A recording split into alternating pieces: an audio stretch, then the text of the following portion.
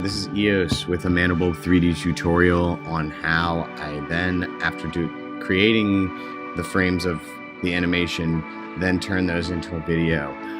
So first of all, for the program I'm using, Time-Lapse Assembler on Mac, you're going to want to make sure that the output format is definitely JPEG. Do the same thing, pick your folder, render your images. So this one can actually start rendering. So what I'm going to do once I have images, actually I'm going to show you guys what to do if you accidentally converted your images to BMPs instead of JPEGs like I just did on a Mac as well.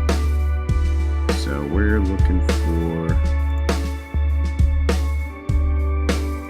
temple stairs. Alright, so I started converting them.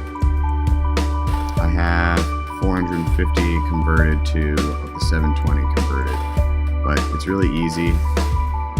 If you want to convert things on a Mac, just go ahead. It was having trouble doing more than like 100 at a time, so I've just been converting 100, but you can use preview. This is Mojave. I don't think I have the newest operating system yet, but it'll say like open with fetching, then preview app, open up them all in preview. It's going to take a second since I'm rendering.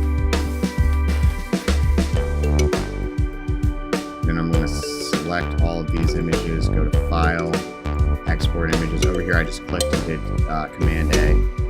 Then I'm going to go, I have this new folder, JPEGs of Temple Stairs 1, click Options, with JPEG, scroll it up to Best. Why would I want to reduce the quality? And it's pretty fast.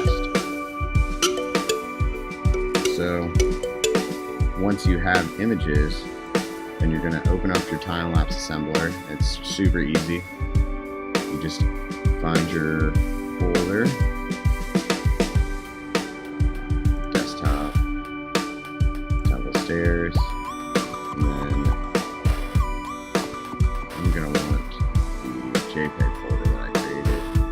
Open, then you choose your codec, choose your frame rate. You don't need to resize unless you want to. Quality, and then hit encode. It's as simple as that.